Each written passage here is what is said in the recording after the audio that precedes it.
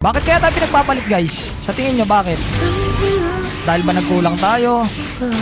O dahil hindi tayo naging sapat? Alin ba doon? Parehas ata lang. Parehas no? Kasi kung magkulang ka, iiwan ka. Kung sakto ka naman, sabihin boring ka, iiwan ka. Kung sobra-sobra ka naman, sabihin nakakasakal ka, iiwan ka. Anong point doon?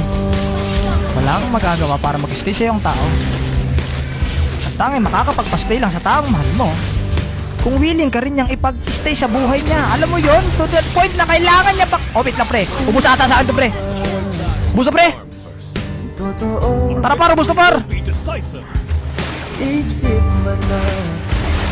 Ubus na pre.